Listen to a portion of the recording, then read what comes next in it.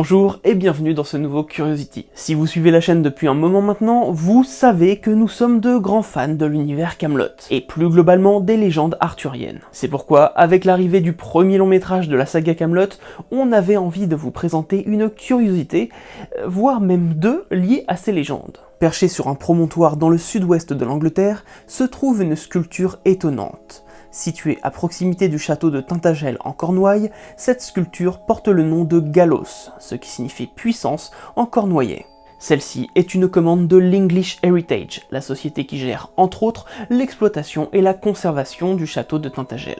C'est en avril 2016 que cette sculpture en bronze de plus de 2,40 m, commandée à l'artiste Ruben Hennon 6 mois plus tôt, est installée en haut de cette falaise à grand renfort d'hélicoptères. Galos représente un roi assez âgé, au vu de ses traits et de sa barbe. Il tient une très grande épée, main posée sur le pommeau, pointe à terre, regard tourné vers le château de Tintagel, et couronne par-dessus son capuchon. Mais sa particularité, c'est que l'on peut voir à travers lui, comme s'il s'agissait d'un fantôme ou d'un souvenir, comme les lambeaux d'une figure royale d'antan. Et oui, l'association entre la figure royale tenant une si grande épée et sa présence près du château de Tintagel devrait vous faire penser au légendaire roi Arthur. Mais non, Galos n'est pas censé représenter ce roi de légende. La sculpture serait certes inspirée de la légende arthurienne, mais également de la véritable histoire de Tintagel. Tintagel est censé être le lieu de conception du roi Arthur. Mais rappelons-le, ce dernier n'a pour le moment aucune existence historique avérée. Sa conception à Tintagel est issue de récits pseudo-historiques rédigés au milieu des années 1130 par Geoffroy de Monmouth dans son Historia Regum Britanniae. D'ailleurs, ce qui aujourd'hui s'appelle le château de Tintagel a été construit entre 1230 et 1240, alors que d'après les récits, Arthur Pendragon aurait vécu à la fin du 5e, début du 6e siècle. En fait, il s'agit d'une construction commandée par Richard, comte de Cornouailles, qui souhaitait qu'un véritable château se dresse ici, comme dans les légendes. Pourtant, il semble bien y avoir eu un lieu de résidence réservé à l'élite, à l'époque où Arthur Pendragon aurait vécu, mais il n'y a, à l'heure actuelle, aucune preuve formelle de la présence d'un château plus ancien que celui du comte de Cornouailles. L'English Heritage insiste fortement sur le fait que cette sculpture s'inspire de l'histoire de Tintagel et des légendes arthuriennes, car leur plan d'action pour attirer de nouveaux visiteurs crée des polémiques auprès des habitants de la région. 5 mois avant l'arrivée de Galos, l'artiste Peter Graham avait reçu l'autorisation de sculpter ce qui est censé être le visage de Merlin près de l'entrée d'une grotte portant le surnom de la grotte de Merlin. Cette sculpture, dans le paysage historique de Tintagel, qui a été dévoilée après 3 mois de travail, a reçu un accueil assez froid de la part d'une majorité des habitants de la région. Pour certains, mettre en lumière les légendes arthuriennes au détriment de l'histoire avec un grand H est une disneyfication de Tintagel. Burt Biscoe, conseiller municipal de Cornouailles, a même déclaré au journal The Guardian « Si nous commençons à sculpter des personnages de bande dessinée dans la géologie, où nous arrêterons-nous » Et comme le visage de Merlin était la première commande de l'English Heritage, et que Galos est arrivé 2 mois après, même accueil. Mais pour Matt Ward, le gestionnaire de la propriété du château, il n'y a aucun moyen de séparer la légende arthurienne de l'histoire du château, et essayer de le faire prive le public de cette perspicacité.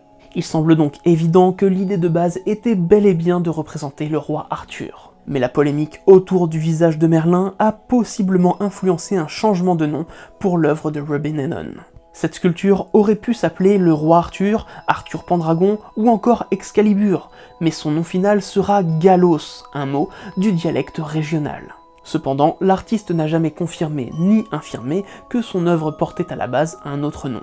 En 2016, lorsque l'œuvre a été dévoilée aux journalistes, le journal The Guardian avait demandé explicitement à Matt Ward s'il s'agissait d'une représentation du roi Arthur et de son épée légendaire Excalibur.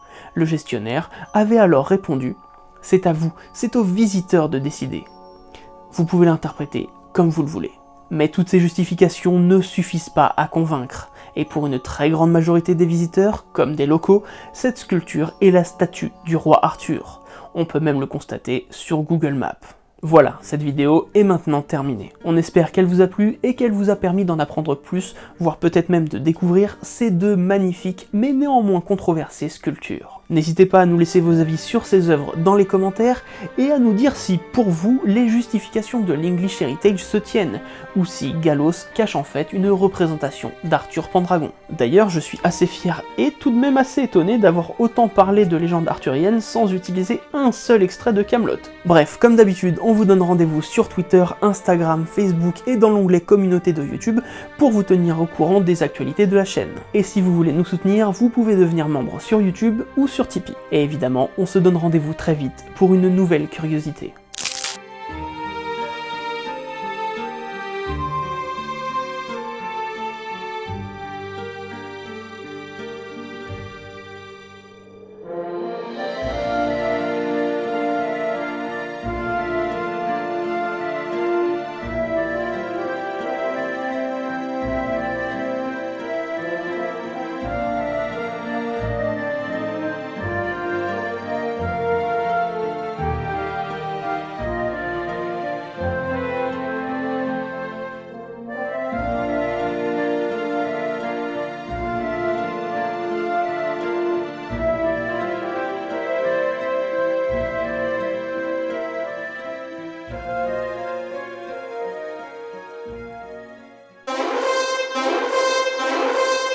Ah ok, on n'a pas pu résister.